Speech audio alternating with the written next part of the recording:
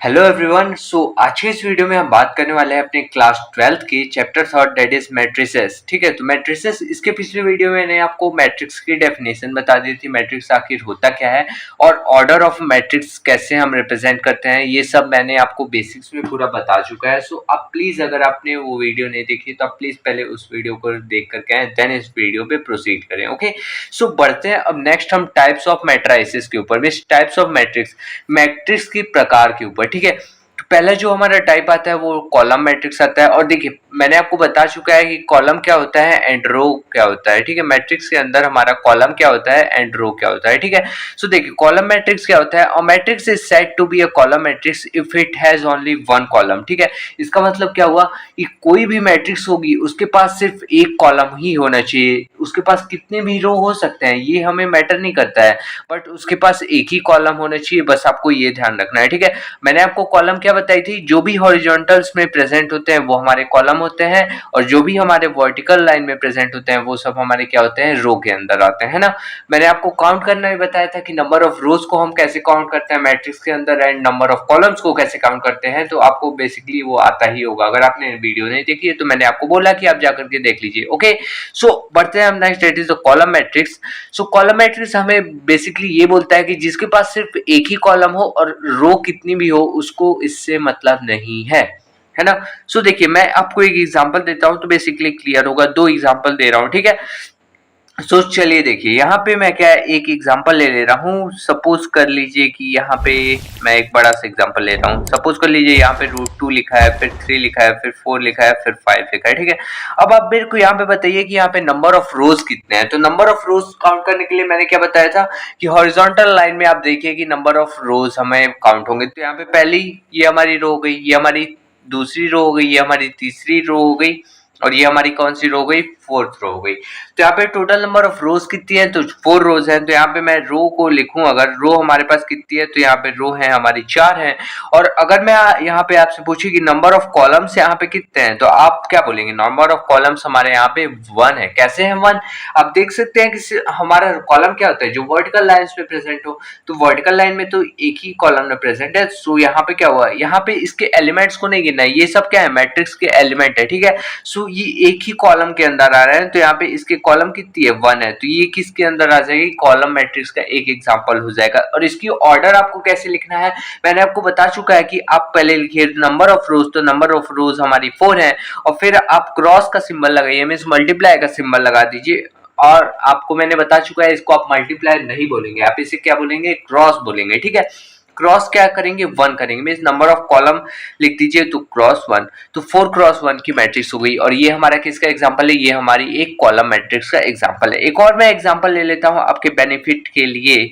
सो चलिए मैं ले लेता हूं 4 ले लेता हूं, 5 ले लेता हूं, 6 ले लेता हूं, 7 ले लेता हूं एंड 8 ले लेता हूं। ठीक है, अब आपसे अगर मैं पूछूं कि इसकी नंबर ऑफ रोज कितने हैं, तो आप देख सकते हैं first row, second row, third row, fourth row, fifth row. यहाँ पे नंबर ऑफ रोज कितने हैं, 5 रोज है। और नंबर ऑफ कॉलम्स यहाँ पे कितने हैं, तो नंबर ऑफ कॉलम्स एक कॉलम है ना टोटल पर्टिकुलर, तो यहाँ पे क्या हो जाएगा 5 क्रॉस 1। तो यहाँ पे आप देख सकते हैं कि यहाँ पे 5 क्रॉस 1 इसका क्या हो जा रहा है, ये हमारा क्या हो गया, कॉलम मैट्रिक्स का एग्जांपल हो गया बेसिकली। क्यों, क्योंकि इसके पास एक ही कॉलम है। और मैंने बोला कॉलम मैट्रिक्स के अंदर हमारे नंबर ऑफ रोज कितने भी हो सकते हैं ये हमें मैटर ही नहीं करता है। ठीक है, आप बेसिकली इतना आपको बस ध्यान में रखना है। अब बढ़ते हैं नेक्स्ट, इट इज द हमारी रो मैट्रिक्स होती क्या है। तो अब हम बढ़ेंगे नेक्स्ट, रो मैट्रिक्स। सो चलिए देखिए, रो मैट्रिक्स क्या होता है। बेसिकली अभी हमने कॉलम मैट्रिक्स पढ़ा जिसमें एक कॉलम होनी चाहिए, वैसे ही रो मैट्रिक्स में क्या होनी चाहिए, नंबर ऑफ कॉलम्स कितने भी हो, बट हमारी क्या होनी चाहिए, रो होनी चाहिए। वो हमारी कितनी होनी चाहिए, सिर्फ एक ही होनी चाहिए, रो हमारी एक होनी चाहिए, नंबर ऑफ कॉलम्स कितने भी हो। देखिए कॉलम मैट्रिक्स समझ गए तो आपके लिए ईजी हो जाएगा रो मैट्रिक्स समझना। जैसे मैं एक एग्जाम्पल ले लेता हूँ, एक ही एग्जाम्पल से आपको क्लियर हो जाएगा। ठीक है, सो मैंने एग्जाम्पल के तौर पर ले लिया, सपोज कर लीजिए 3, 4, 5, 6, ये सब क्या हो गए, मैट्रिक्स के अंदर एलिमेंट्स हो गए 3, 4, 5, 6। तो अगर मैं आपसे पूछूं कि इसके पास नंबर ऑफ रोज कितने हैं, तो नंबर ऑफ रोज हमारे क्या होते हैं, जो हमारे हॉरिजॉन्टल लाइन में प्रेजेंट होते हैं। तो यहाँ पे हॉरिजॉन्टल लाइन में तो एक ही है, तो यहाँ पे क्या हो जाएगा, इसका नंबर ऑफ रोज क्या होगा, 1 होगा। फिर क्रॉस हम लगाते हैं, क्यों, इसका मैं ऑर्डर लिख रहा हूँ है ना। अब क्रॉस नंबर, उसके बाद क्रॉस के बाद हम क्या लिखते हैं, नंबर ऑफ कॉलम्स लिखते हैं। नंबर ऑफ कॉलम्स यहाँ पे कितने हैं, तो आप गिनेंगे तो 1 2 3 4। आप क्या होता है, कॉलम क्या होता है हमारा, वर्टिकल लाइंस होते हैं। तो वर्टिकल लाइंस, पहली वर्टिकल लाइन, दूसरी वर्टिकल लाइन, तीसरी vertical line and fourth vertical line. तो यहाँ पे कितनी वर्टिकल लाइंस हो गई, मीन 4 बार है ना, first column, second column, third column and fourth column. तो यहाँ पे ये क्या हो गया, 1 क्रॉस 4 की मैट्रिक्स हो गई। ओके, आपको बेसिकली रो मैट्रिक्स भी समझ में आ गया होगा। अब हम बढ़ते हैं next, that is the square matrix. Square matrix क्या होता है, so a matrix in which the number of rows are equal to the number of columns. Means एक ऐसी मैट्रिक्स जिसके अंदर क्या, the number of rows, means number of rows वो किसके इक्वल हो, कॉलम मैट्रिक्स के बराबर हो, तो वो हमारी क्या हो जाती है, स्क्वायर मैट्रिक्स के अंदर आ जाती है। मतलब आपने नहीं समझा होगा तो मैं आपको एग्जांपल देके बहुत ही अच्छे से समझा दूंगा, डोंट वरी। ठीक है, सो देखिए मैं एक एग्जांपल ले लेता हूँ। सपोज कर लीजिए हमारे अंदर एक मैट्रिक्स है, उसके अंदर एलिमेंट्स 3 है, फिर 4 है, फिर 5 है, फिर क्या है 6 है, 7 है, फिर 8 है, फिर 9 है, फिर 10 है, फिर 11 है। मैं एक ऐसे ही पर्टिकुलर एग्जांपल ले रहा हूँ, ठीक है, आप कोई भी एग्जांपल ले सकते हैं। तो देखिए कोई भी एग्जांपल मतलब इस कंडीशन को फुलफिल करनी चाहिए कि स्क्वायर मैट्रिक्स की। तो स्क्वायर मैट्रिक्स की कंडीशन क्या होती है कि जितने नंबर ऑफ रोज होंगे उतने ही नंबर ऑफ कॉलम्स होने चाहिए, तभी वो स्क्वायर मैट्रिक्स कहलाएगी। तो आप इस मैट्रिक्स के अंदर नंबर ऑफ रोज को काउंट करिए और नंबर ऑफ कॉलम्स को काउंट करिए। तो देखिए यहाँ पे ये हमारी कौन सी रो हो गई, पहली रो हो गई, और ये हमारी कौन सी रो हो गई, तो ये हमारी सेकंड रो हो गई, और ये हमारी कौन सी रो हो गई, तो ये भी हमारी कौन सी हो गई, थर्ड रो हो गई। तो यहाँ पे कितने रोज हो गए, 3 रोज हो गए। और अगर मैं आपसे पूछूं कि यहाँ पे टोटल नंबर ऑफ कॉलम्स कितने हैं, तो first column, second column and third column, तो यहाँ पे टोटल नंबर ऑफ कॉलम्स 3 है। सो यहाँ पे मैं इसको 3 क्रॉस 3 लिखूंगा, है ना। सो देख सकते हैं आप यहाँ पे number of rows is equal to the number of columns, so it is a square matrix. So basically आपको स्क्वायर मैट्रिक्स भी समझ में आ गया होगा। और सपोज कर लीजिए स्क्वायर मैट्रिक्स को हम ऐसे भी इसकी ऑर्डर को रिप्रेजेंट कर सकते हैं। मतलब कि अगर मैं 3 सिर्फ लिखता हूं ना, यहाँ पे जो मैट्रिक्स है उसके नीचे हम क्या लिखते हैं, ऑर्डर लिखते हैं। तो इसकी अगर यहाँ पे 3 लिखा है और क्रॉस क्रॉस कुछ नहीं लिखा है, तो आपको बेसिकली समझ जाना है कि इसकी ऑर्डर क्या है, 3/3 है। मींस अगर कोई भी मैट्रिक्स है, अगर वो स्क्वायर मैट्रिक्स होगा ना, तो उसकी number of rows is equal to number of columns होंगे। तो 3 को एक ही बार लिखता है कहीं कहीं जगह पे। अगर हम क्वेश्चन सॉल्व करेंगे तो हमें दिख जाएंगे, डोंट वरी अबाउट दैट। सो चलिए अब हम बढ़ते हैं, that is the diagonal matrix. ठीक है, सो देखिए डायगोनल मैट्रिक्स क्या होता है और स्क्वायर मैट्रिक्स ये भी किसका पार्ट होता है, तो स्क्वायर मैट्रिक्स का ही पार्ट होता है। डायगोनल मैट्रिक्स क्या होता है, एक स्क्वायर मैट्रिक्स का ही पार्ट होता है। देखिए पहले आप मेरे को बताइए डायगोनल एलिमेंट्स होते क्या है। क्वाड्रिलेटरल आपने पढ़ा होगा, तो क्वाड्रिलेटरल की मतलब कि दोनों साइड से कट करने वाले, इधर से भी कट करने वाली, ये सब क्या होती थी, वो हमारी डायगोनल्स होती हैं। बट यहाँ पे हमारा कंडीशन चेंज हो जाता है। ठीक है, अभी मैं आपको बताता हूँ कैसे चेंज हो जाता है, पहले मैं आपको पढ़ के बता दे रहा हूँ। तो ये भी एक क्या है, square matrix is said to be a diagonal matrix if all its non diagonal elements, सारे जो नॉन डायगोनल एलिमेंट्स होने चाहिए ना वो 0 होने चाहिए, बाकी सब कुछ भी हो उससे मैटर मेरे को नहीं करता है।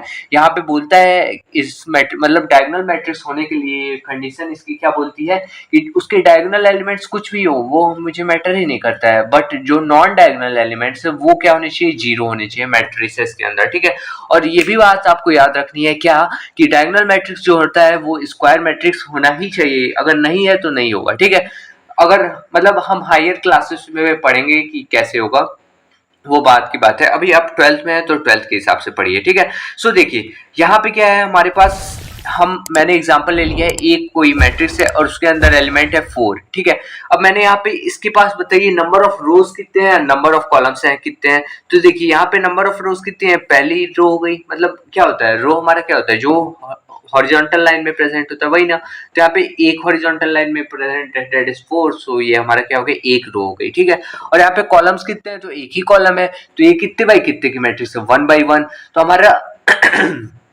हमारा जो स्क्वायर मैट्रिक्स होता है वो क्या होता है, number of rows is equal to the number of column. तो ये कंडीशन को फुलफिल कर रहा है, so it is a square matrix. अब डायगोनल की बात करें तो डायगोनल यहाँ पे आप देख सकते हैं, डायगोनल तो यही है सिर्फ, इसलिए क्या हो जाएगा, ये डायगोनल एलिमेंट मतलब डायगोनल मैट्रिक्स के अंदर आ जाएगा। इससे एग्जांपल मतलब ये वाला थोड़ी आपको कॉम्प्लिकेटेड लग रहा होगा, तो अभी मैं आपको नेक्स्ट एग्जांपल बता रहा हूँ तो उससे और क्लियर हो जाएगा, और उसके बाद एक और एग्जांपल दूंगा तो उससे एक और क्लियर हो जाएगा, मतलब बहुत ही अच्छे से आपको क्लियर हो जाएगा, don't worry about that. Okay, so चलिए मैं आपको सेकंड एग्जांपल देता हूँ बी। सपोज कर लीजिए हमारे पास कोई मैट्रिक्स है। अब देखिए मैट्रिक्स के अंदर डायगोनल एलिमेंट्स क्या होते हैं, तो आपको लेफ्ट से चालू करना है, मीन्स ऊपर के सबसे लेफ्ट से आप चालू करेंगे और ऐसे तिरछा आएंगे, मीन्स क्रॉस आएंगे कहां तक, बॉटम के राइट तक आएंगे, ठीक है, बॉटम के राइट तक आएंगे।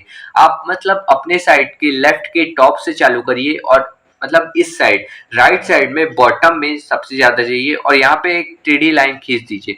वो उसके अंदर मतलब उस लाइन के खींचने के अलोंग, ठीक है, जितने भी नंबर्स आएंगे वो सब क्या हो जाएंगे, डायगोनल एलिमेंट्स हो जाएंगे। बेसिकली मैं आपको क्या कहना चाह रहा हूँ, आप ऐसे समझिए, जैसे ये सब हमारे क्वाड्रिलेटरल में क्या होते थे, ऐसे मतलब उसके डायगोनल्स होते थे ना। मैं अभी रुक जाइए थोड़ी, मैं जल्दी जल्दी में हूँ इसलिए इस इमेज का आप मजाक ना उड़ाइएगा, ठीक है, कैसे बना दिया हूँ, ठीक है।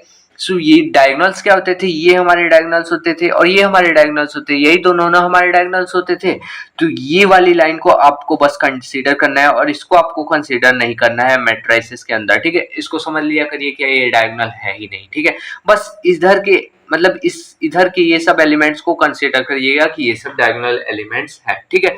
आपको अगर कोई डायगोनल एलिमेंट्स बोलता है तो आप यही वाली मतलब यही वाली लाइन के अलोंग जितने भी नंबर्स होंगे उसी को आप डायगोनल एलिमेंट समझिएगा। तो देखिए डायगोनल एलिमेंट्स क्या होते हैं कि डायगोनल एलिमेंट्स कुछ भी हो बट उसके अलावा जितने भी नंबर्स हैं वो सब क्या होने चाहिए, जीरो हैं। तो मैंने बोला डायगोनल एलिमेंट्स क्या है, -1 और 2। आप देख सकते हैं यहाँ से लाइन खींचेंगे तो यही सब आएंगे, -1 और 2 आएगा और बाकी सब क्या है, जीरो। तो ये डायगोनल मैट्रिक्स की कंडीशन को फुलफिल कर रही है। एक और एग्जांपल ले लेता हूँ मैं, जो कि 3x3 क्रॉस की मैट्रिक्स है। तो यहाँ पे आप देख सकते हैं, यहाँ पे माइनस का 1.1 है, 0 है, 0 है, 0 है, 2 है और 0 है, 0 0 और 3 है।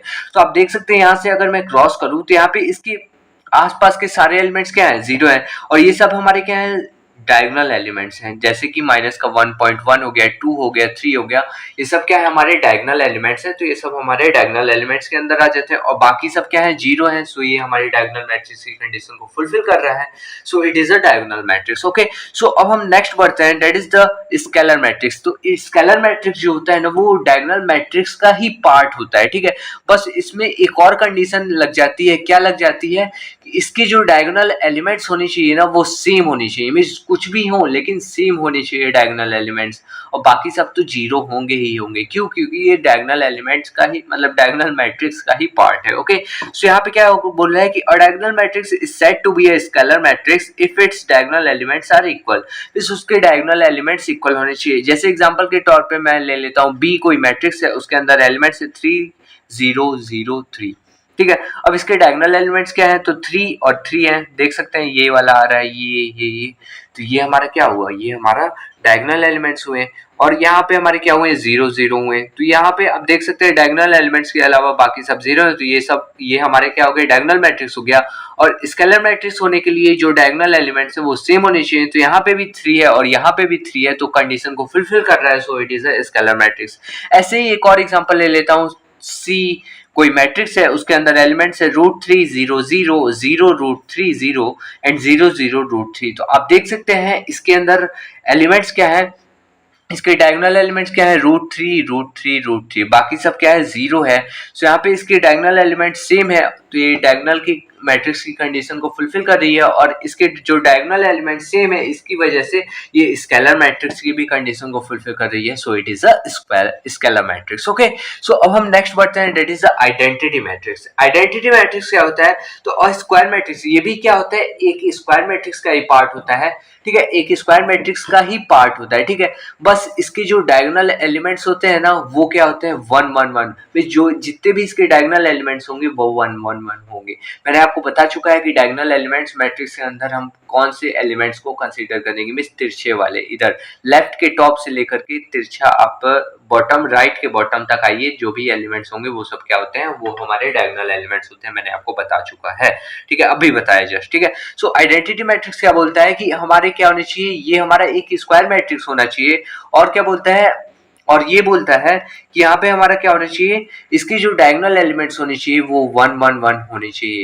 1 1 1 अगर होगा तो वो हमारी किसकी कंडीशन को फुलफिल करेगा, आइडेंटिटी मैट्रिक्स को कंडीशन को फुलफिल करेगा। जैसे कि मैं एक एग्जांपल ले लूं, तो यहाँ पे आप देख सकते हैं 1 है, 0 है, 0 है, 0 1 0 एंड 0 0 1।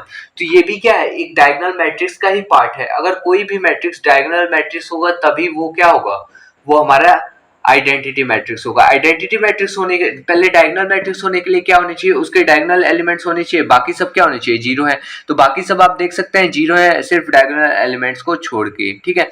अब आप देखिए यहाँ पे ये जीरो को मैंने कट किया है, यहाँ पे जीरो को काट करके 1 लिखा है। आप कंफ्यूज मत होइएगा कि ये हमारा 10 लिखा है, यहाँ पे सिर्फ 1 लिखा है, ठीक है।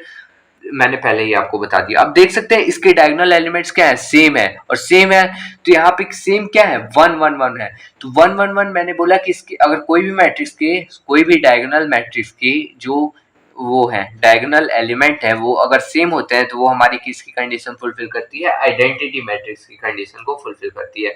अब हम नेक्स्ट पढ़ेंगे, that is the so guys चलिए देखिए, अब हम पढ़ेंगे जीरो मैट्रिक्स होता क्या है। जीरो मैट्रिक्स क्या होता है, a matrix is said to be a zero matrix, और इसको हम क्या बोल सकते हैं, नल मैट्रिक्स भी बोल सकते हैं, और आप चाहें तो एम्प्टी मैट्रिक्स भी बोल सकते हैं।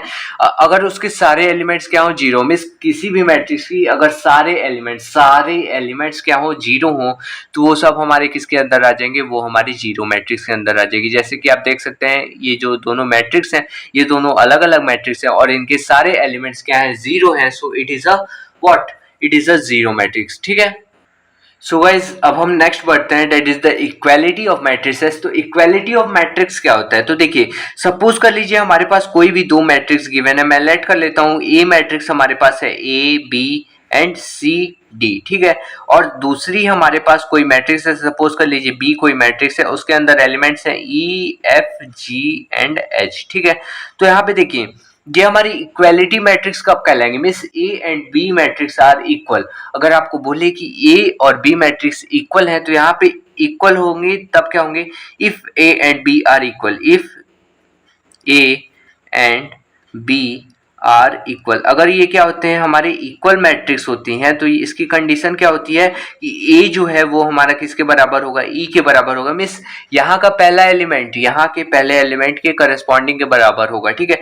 यहाँ का मतलब दूसरा एलिमेंट यहाँ के दूसरे एलिमेंट के बराबर होगा। Means B is equal to F, ठीक है। मैं क्या बोलना चाह रहा हूँ कि यहाँ के पहले रो का पहला एलिमेंट और यहाँ से भी पहले रो का पहला एलिमेंट किसके बराबर होगा, वो दोनों मतलब करस्पॉन्डिंग, इधर से पहला उठा लो, इधर से पहला उठा लो, इधर से मतलब पहले रो का दूसरा एलिमेंट उठा लो, इधर से पहले रो का दूसरा एलिमेंट उठा लीजिए आप, ठीक है। वो किस दोनों एक दूसरे के बराबर होंगे। इधर से दूसरे रो का पहला एलिमेंट उठा लीजिए तो सी है, वो किसके बराबर होगा, इधर के दूसरे रो के पहले एलिमेंट के, में यहाँ पे जी है तो वो इसके बराबर होगा। और यहाँ पे दूसरे रो के दूसरे एलिमेंट क्या है, डी है, तो वो किसके बराबर होगा, दूसरे रो के दूसरे एलिमेंट दैट इज एच के बराबर होगा। तो ये हमारी इक्वल मतलब ए और बी मैट्रिक्स अगर इक्वल है तो ये हमारी कंडीशन फुलफिल होती है। और यहाँ पे हम क्या आप इक्वालिटी ऑफ अ मैट्रिक्स के ऊपर क्वेश्चन भी सॉल्व करेंगे, तो मैं आपको बताऊंगा कैसे आप सॉल्व करेंगे, ठीक है।